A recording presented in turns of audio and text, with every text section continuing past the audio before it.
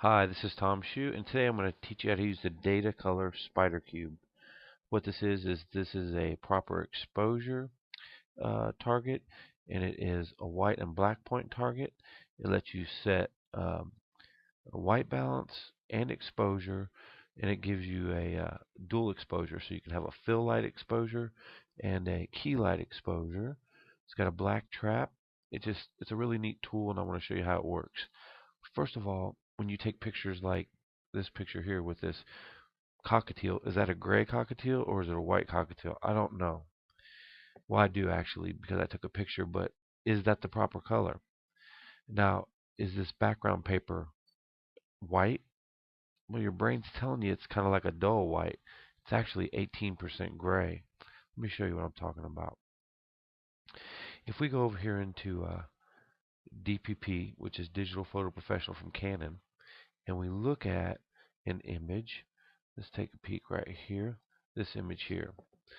First of all, what I did is I set the shutter speed so fast that I knocked the ambient light out of the room.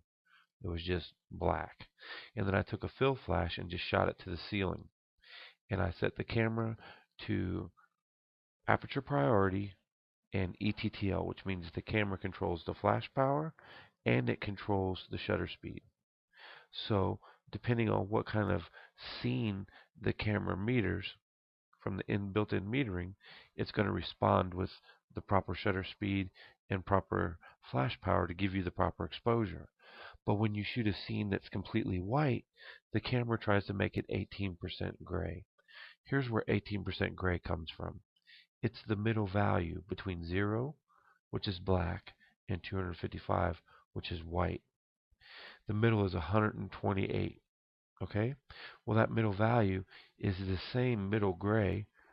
If you went from solid black to white, you'd have 255 shades of gray, actually from black to white.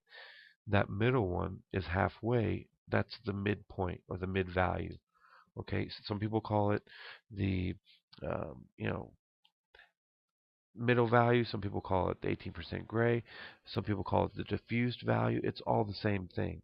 So I'll just call it the middle value so you guys can understand. But just remember, between 0 and 255 is where that place lives, which is the middle of the road for exposure. It sets everything to that middle value. But your camera, let's look at the information here. You can see how it's set. We're shooting at 200th shutter speed. That's in manual.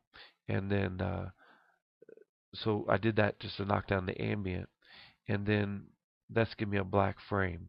And then I turned on the flash, and now it supplies enough flash to give me a proper exposure with 0 flash exposure compensation, which is basically the built-in power control.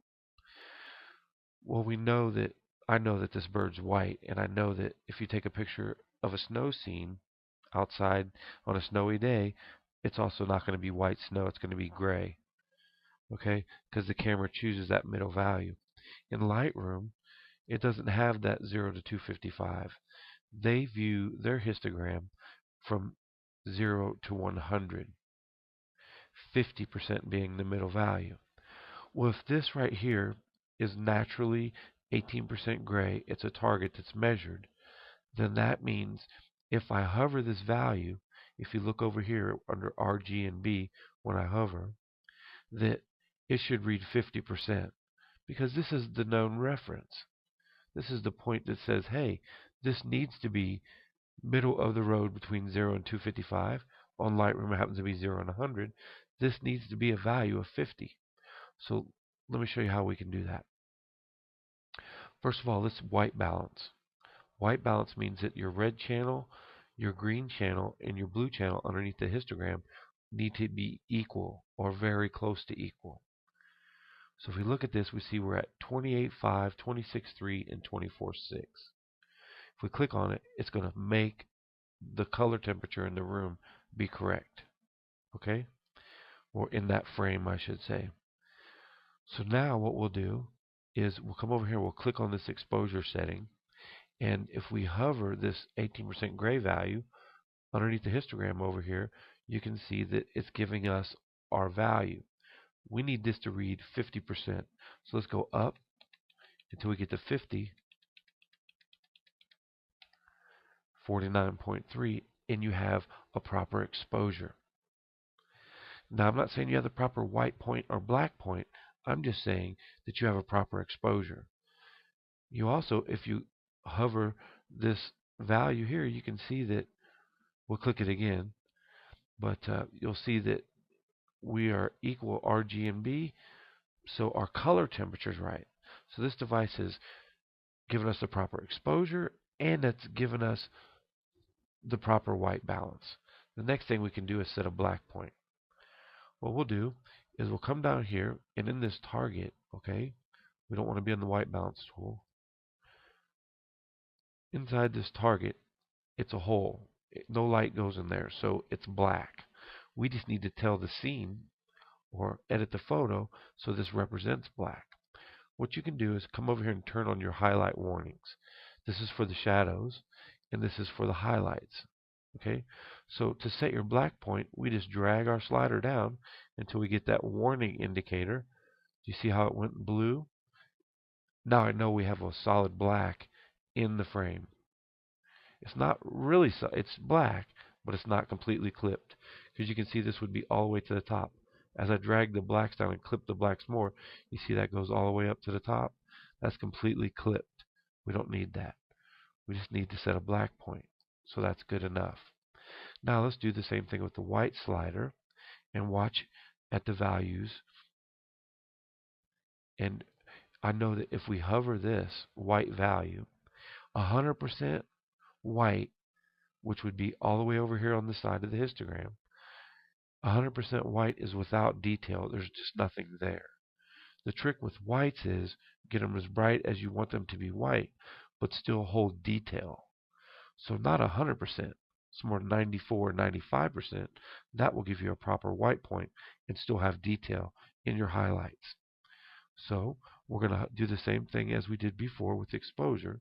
We'll clip on the whites and we'll hover it, and we'll use our keyboard to increase the value until we get to 94, 95. So look at underneath the histogram, those values are going up.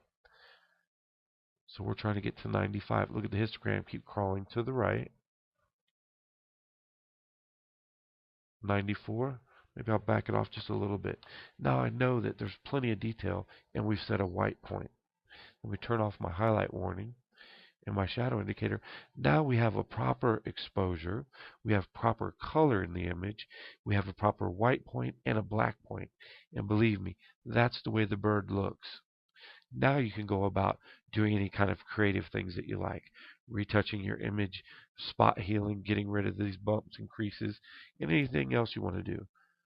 But you want to start with a proper exposure, proper color, a white point, and a black point in all your images. I do that manually, but with this reference, it makes it really quick.